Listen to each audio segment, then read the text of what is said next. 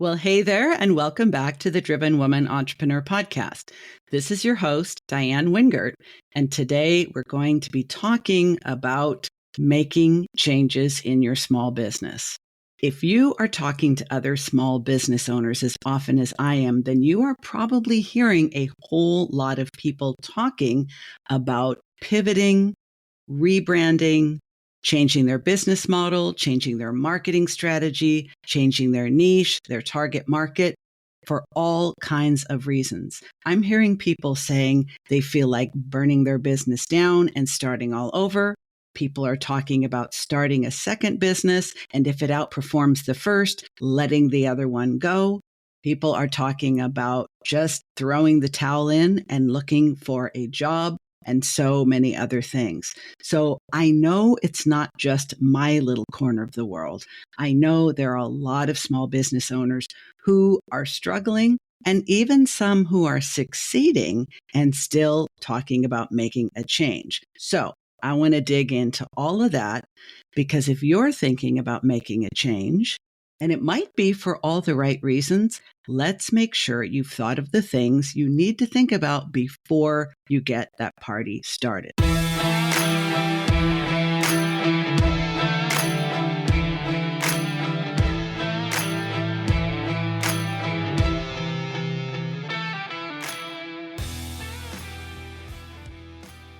A whole lot of people start a small business with very unrealistic expectations. It's nobody's fault because there's a lot of bad advice out there, including a lot of very popular advice from people who at least appear to know what they're talking about based on their testimonials. But having a huge audience does not necessarily mean that what they're selling is going to work for you. If you've been someone who's purchased a lot of courses, you've gone through a lot of group programs, you've been in half a dozen memberships and masterminds, and still feel like your business isn't dialed in, that's probably not your fault. As I said, there's an awful lot of unrealistic expectations being propagated. There are a lot of people who are offering solutions that may work for some of us, but far from all of us. Many of us fall prey to what I call magic pill thinking or wishful thinking, where even though we may have none of the advantages that would help us be successful in a particular marketplace, we think if we want it badly enough, it's got to work, right? But even when what you've been doing was working, if it's not working now, that doesn't necessarily mean you should hang it up and start all over. It might mean that you need to downshift a little bit. You might need to ease up on some of your expenses. You might need to make some changes in your marketing, in your business model, in your delivery system to adjust to the changes in the marketplace in hopes of returning to your former strategy when things ease up again. But it's really hard to know. One of the things that I ask people to think about is when you started this business, whether you're 2 years, 10 years, 20 years into it, how prepared were you to face all the uncertainty of being a small business owner? Were you someone who was able to come into a business first as an employee, take on more responsibility, and then buy in? If so, you're in the minority and you're actually very lucky because you knew what you were getting into before you got into it. For most of us, we were passionate about what we were doing. We had a strong sense of purpose, and we just jumped in and figured it out as we went along. It was very much a sink or swim for me and most other business owners I know. But while this can create a lot of resiliency and a fair amount of resourcefulness, it can also, after a while, lead you to the conclusion that it's too late for you to get help. Many people think the only time it's really appropriate to seek out help or business advice is when they're first getting started. And because they didn't do it then, now here they are 3 years to 30 years down the line and think it's too late. Friends, that is stubbornness Actually, more accurately, stubborn self-sufficiency, ego, and pride. There's never a bad time to seek help, and you don't necessarily have to pay for it either. One of my clients came to me to establish her consulting business and then pivoted to working with a local group that takes new entrepreneurs under their wing and helps them continue to develop the business over the long haul. So there are all kinds of different help available to you. And if pride is not standing in your way, you might even be able to find someone in your area or that you can work with virtually who specializes in helping people pivot. Pivoting can feel like the perfect solution when you're just not feeling it in your business anymore. But I would caution you from thinking that a pivot will solve every problem. I used to think years ago, if I wasn't feeling it anymore in a particular job, all I needed to do was change companies and the love would come back. And of course it did, but it was very temporary because what I wasn't doing was addressing the reason why after a couple of years, I always seemed to want to leave, no matter how much I may have liked a job from the beginning. And many small business owners have this pattern as well. So many of us look to our business to satisfy us on so many levels that it's not our business's job to satisfy. We may be looking to our business not only to create financial stability, but to give us a sense of meaning, to give us a sense of purpose, to be a warehouse for our creativity, to be a social life, to give us a sense of belonging, community, and family. And your business should not be expected to do all those things for you and you not to have to give it anything in return. I always say that a business, our small business, is a relationship we're having with an entity, not just the customers or clients that we serve. We actually have a relationship with our business.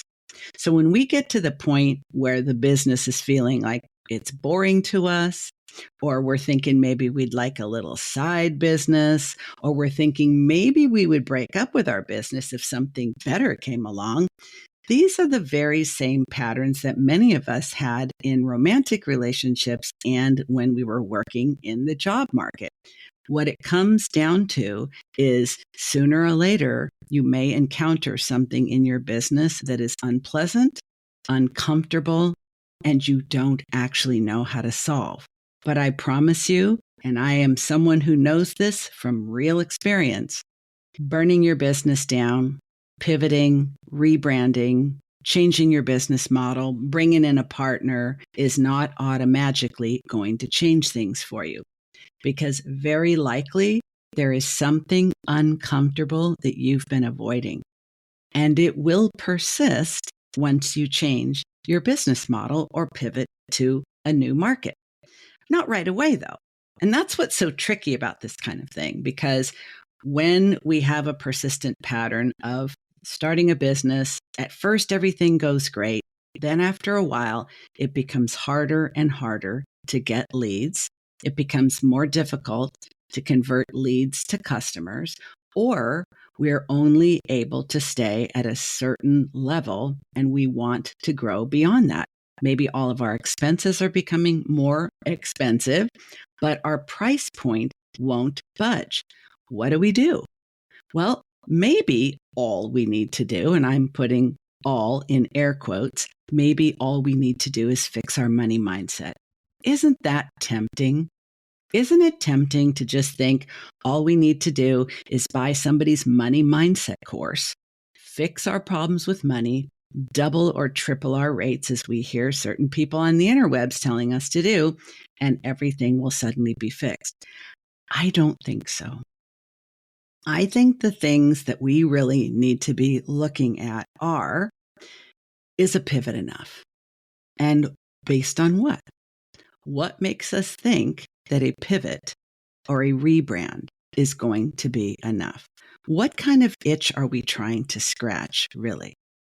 If you've had several businesses, and I know many people who have, they always seem to reach the same point at about the same amount of time. Maybe it's after the 1 year mark, which I call the year of disillusionment, or maybe they get 3 to 5 years in, but in truth, they've been struggling the whole time. They just didn't want to admit it. Starting a new business is not going to fix the pattern if we've done this before. If we are approaching it with the same mindset, the same skill set, and all we're doing is shifting our focus from a yoga studio to a dog grooming business, it won't change a thing, because wherever we go, there we are. We are the common denominator. Now, if it sounds like I'm trying to blame you for wanting to burn your business down, listen more carefully, because I think there's so much bad information out there that it's almost impossible for any of us to make nothing but right decisions in our business. Not to mention, even though there are so many small business owners in this country and frankly around the world, it's hard work and it can be very lonely.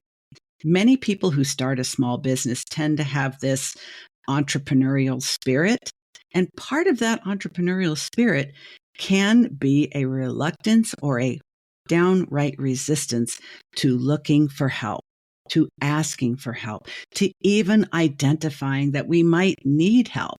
And then when we finally do decide to ask for help, we are looking for it in all the wrong places.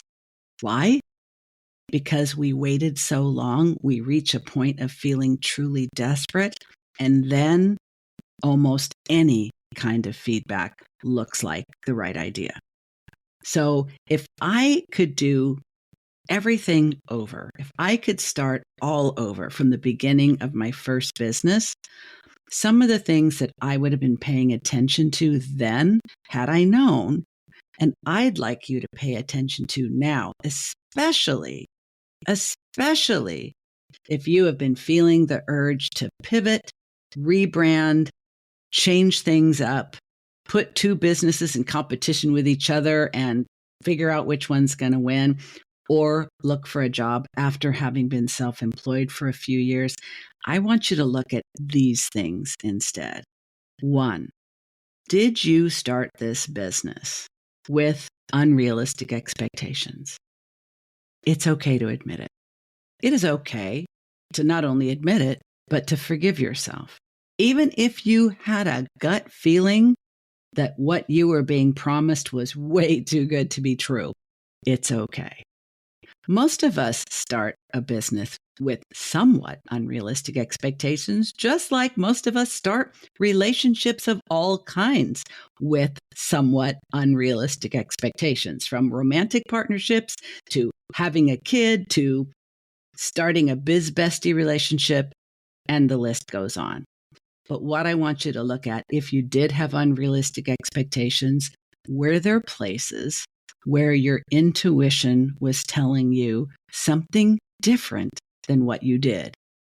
If you can remember those things now and pledge you will not allow yourself to feel shame or regret, there may be some clues about what you can change now so that this decision will work out better than the last one.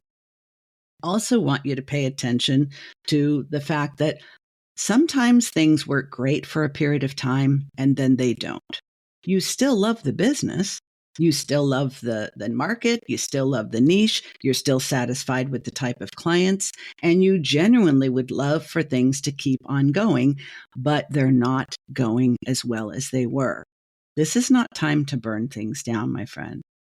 This is time to make some modifications, reduce some expenses. See if you can downsize a little bit. See if you can wait some things out, or do some outsourcing, delegating, or automating that you haven't done yet. Sometimes we just need to hunker down while we figure things out. What I also want you to pay attention to is how much emotional labor, whether you expected it or not, how much emotional labor does your business model require? This is one of the elements of right sizing that I help my coaching clients with. Most of us, especially women, we are not as well aware of our actual bandwidth limitations as I would like to think we were. Most of us are so used to doing tons of emotional labor, both in our business and in our personal life, that it really goes unnoticed.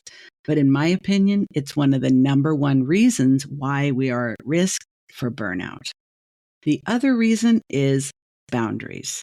So I think if we want to have a sustainable business, regardless of the market conditions, regardless of whether we are rebranding, pivoting, adding a business line, changing our business model, or making no changes at all, being aware and being honest with ourselves about the emotional labor we're doing, our actual bandwidth, our energetic bandwidth, the boundaries that we may need, but we're not being consistent about, and what our burnout risk is.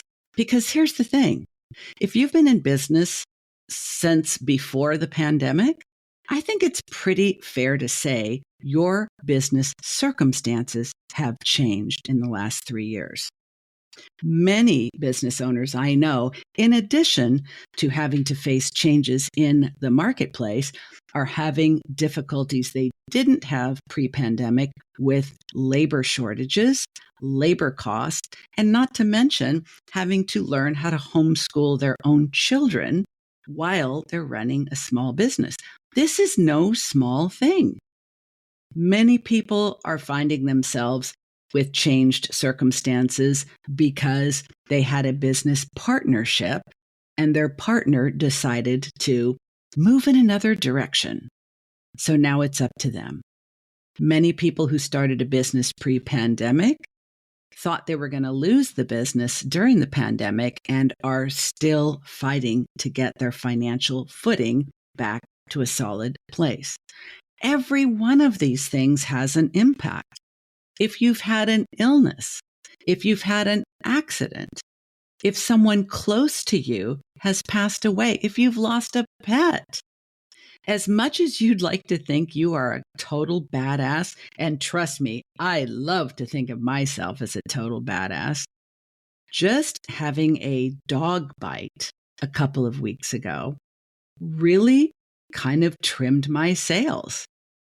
And it really depleted my energy, diminished my mood, and my motivation for the entire time I was healing.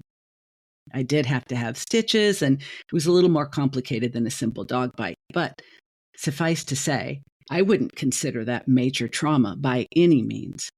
But it was enough of an event, an unexpected incident, that my mood, energy, and motivation were affected, which means my bandwidth was affected, and it increased my risk of burnout. So every client that I saw during that period of time put more of a demand on me for emotional labor. You are not a superwoman. I'm sorry to tell you. You can still be a baddie. You can still be resilient AF, but you are not unlimited in your energetic bandwidth. So if you are looking for permission to pivot, I can't give you that because I don't know if pivoting is going to solve the actual problem.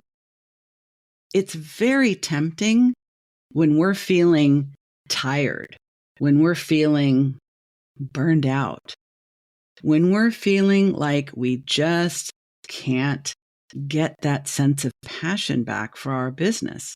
I got news for you. It may not be your business's fault. And it may not be something that a pivot can fix. He had a strategy. You said, well, you can do it all. You can do it all, Jan. You just can't do it all this way. And have you ever thought about, and that's where you put those first 3 pillars. And you said, this business will support and feed and start this business. And then that business will create this third business. And it's this perfect wheel. And once I saw that, once I understood it, it was just like I was off to the races. Other things you might want to consider instead are, is there something you need to let go? Now, most of us hate having to let things go. The whole sunk cost fallacy you hear me refer to so often because we've put time, energy, effort, money, opportunity cost, drive, passion, purpose into everything we do.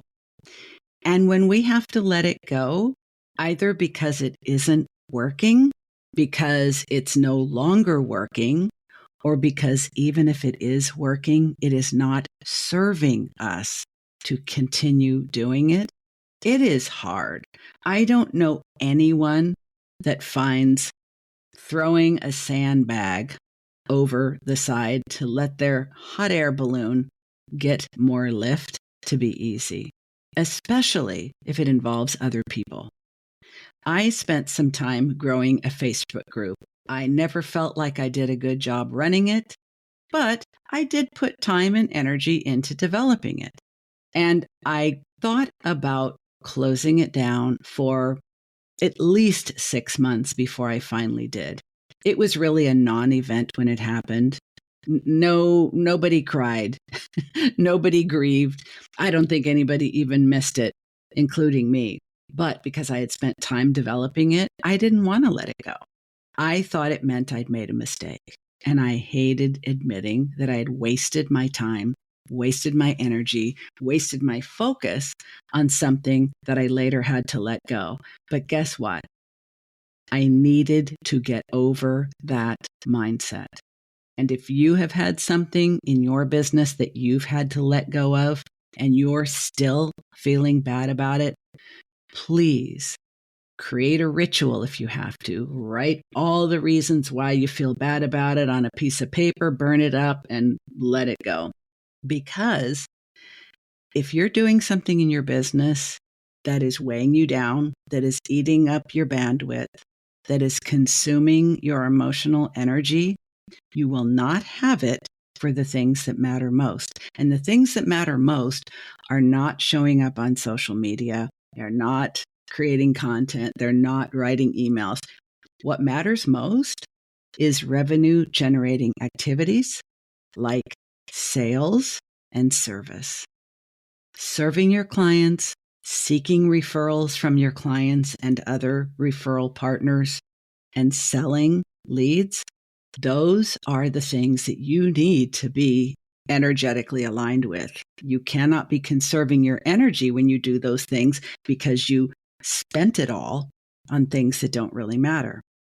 One of the other things I want you to consider, in addition to what you need to let go of, is if you have bought into this battle cry across the internet, scale, scale, scale, first, you have to have business foundations in place so that your business can be sustainable, so that your business can survive through some of the ups and downs, through some market changes, through some instability in your team composition, through needing at times to invest in your business, either with coaching or adding to your tech stack or making some capital improvements. Sustainability first, then scalability. And guess what? Some people right size their business by deciding not to scale. They know they could, but they choose not to. And I'm going to give an example. Some friends of ours invited us to go check out a new restaurant. We just went last night. We hadn't even heard of this place, and we didn't know anyone else who had heard of it either. But this particular couple are foodies, so we know we can count on them to be the first kids on the block to know of something cool and new. So they took us to this place. Honest to goodness, it was one of the best meals I've had in a while. But it was so fascinating to me to see how this place operated. The plates didn't match. The silverware didn't match. We were in kind of a bonus room because the main room was already full, and we got there at 6 p.m. So right after we arrived, they said we have to shut down for the night. we decided to serve 60 people dinner tonight, and you four are the last four. 6 o'clock? So we hadn't been there. We assumed they were brand new, and they were. They've only been there for a couple of months. But it was so good that, of course, right after dinner, both my husband and I went up, introduced ourselves to the two co-owners, and immediately started telling them all our ideas for how they could move to a better location, they could have full service, and they politely listened to us. And then I started really looking at their faces, and I realized, no, they're just politely listening to us. They don't want to do this. So I said, or you could just ignore everything that we're saying and just continue doing what you're doing right here. And the man broke into a big smile and said, I've been in the restaurant business for over 15 years. And the reason why we moved to this out of the way location and we are choosing to serve a small number of people, we're not doing any social media. We're not doing any advertising. As you can see, we just put this place together with what we happen to have from a couple of other restaurants. And if it grows very slowly or not at all, we just need it to be sustainable, and we just need to attract the people who most want to eat here. It was such a good reminder to me that not everybody wants to go big.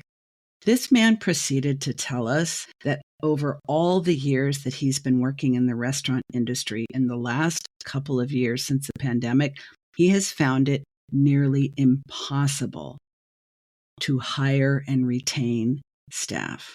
So they decided, after so many people calling in at the last minute, so many people not working a full shift, so many people wanting to take vacation time, that he said, we're just going to open a small place with just the two of us. We're going to do the cooking, we're going to do the serving, and we're going to do the cleaning up. And that's what we're going to do. And you know what? I'm sure they're much more profitable and much less stressed than when they literally didn't know whether they were going to have enough people to serve their customers on any given day. Sometimes the thing we need to let go of is the dream for what we thought the business was supposed to be. Now, I am the last person to tell any dreamer not to go after what they want. But I will be the first person to tell them, are you sure it's what you actually wanted? Because sometimes we just give in to what everyone around us seems to be doing, what everyone around us seems to be thinking and wanting and striving for. Human beings are social creatures, even the most antisocial among us. And we often look to others for what we should think, what we should feel, what we should do, and even what we should want. But I say, if you've reached a point where you are looking at your business with a side eye and thinking, man, you are not making me happy, and I'd really like to make some changes around here, this is your opportunity. Sure, you could burn it down if you want to. I've burned a few things down in my life. Not literally. I'm not an arsonist, but you get me. Sometimes you need to take a break. Sometimes you need to hit the pause button. Sometimes you need to get honest with yourself and say, you know what? I really didn't use my intuition when I decided to jump into this with both hands, both feet, and my whole brain. I've set myself up for something that is not sustainable, and I hate it. And I'm just idealistic enough to think, but maybe if I pivot, maybe if I rebrand, maybe if I just raise my prices and serve a different clientele, maybe if I get a partner. Hey, I know, maybe I'll get another certification or take another course. Hey, if you've listened to this podcast more than an episode or two, you already know that I will tell you that's a hard no. That is not your solution. But you know what's also possible? And I don't think enough business strategists and coaches are talking about this. A lot of entrepreneurial people simply outgrow things. Yeah. It's not that they have unrealistic expectations. It's not that they bought into the hype and are looking for a magic pill. It's not that they expected overnight success and it actually takes frickin' work. It's that they've mastered it and now they've outgrown it and they're ready to move on to their next challenge.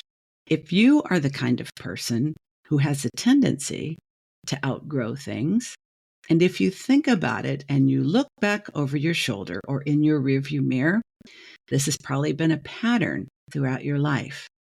You identify a challenge, you take a leap of faith, you go all in on it, you go through the trials and tribulations, the ups and downs, the successes and the failures, and you learn and master everything you can about that venture.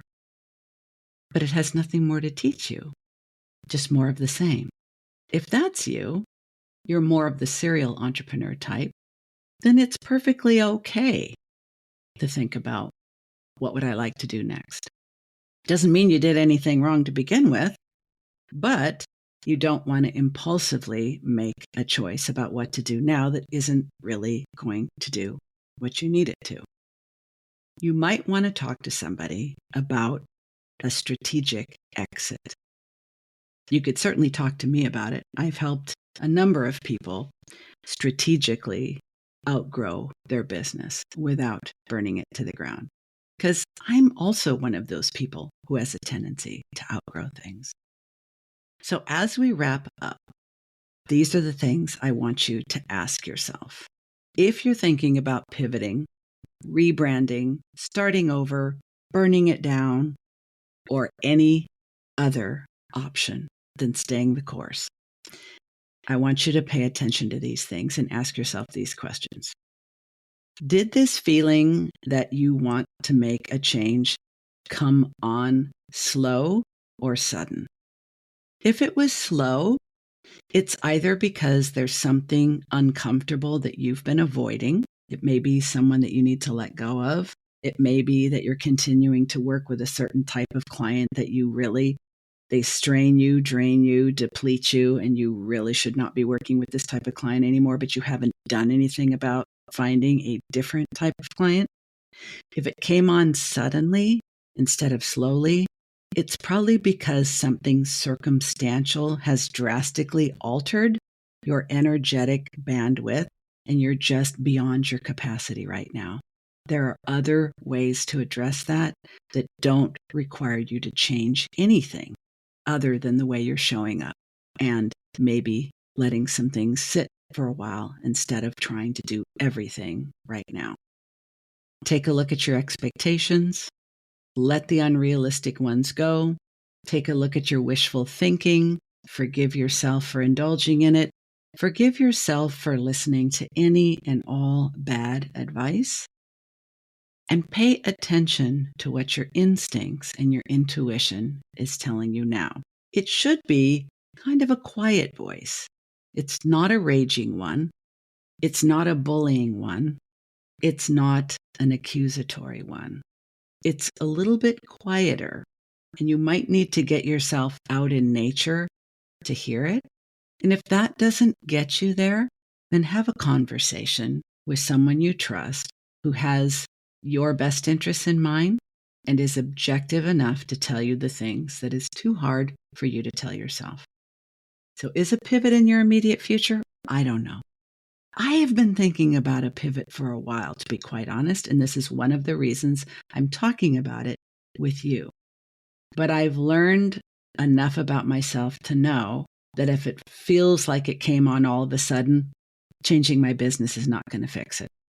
And if it's a slow awareness, I still need to look more closely to make sure that there isn't another way to fix it besides starting over. If this resonates with you and you would like to have a conversation with me about what it would look to have my help to address this problem, there's a link to schedule a consultation with me in the show notes, and I would be delighted to see if we're a good fit and whether I can help. That's all for now, And I'll see you next week with another amazing guest interview. Stay driven.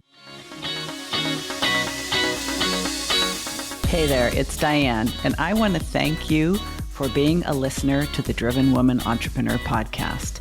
But you do know that you can only learn so much and change so much in your business and life as a result of consuming content, which is why I'm really excited to announce that my signature framework, the Boss Up System, is now available as a one-on-one coaching experience. How to know if this is right for you and if this is the right time? Ask yourself this. If you started your business to create a profitable, right-sized offer that is rewarding and allows you to stand out and be sought after, but what actually has happened is that you are over-delivering and undercharging and just not reaching your ideal clients with the perfect offer you have for them, this may be exactly what you need. Hey, you already know you like what I have to say and how I think. What if this is the year that you have my eyes and ears on your business and really help you move the needle? Click on the show notes and see if this isn't the right time for you. I'd love to see your name on my calendar.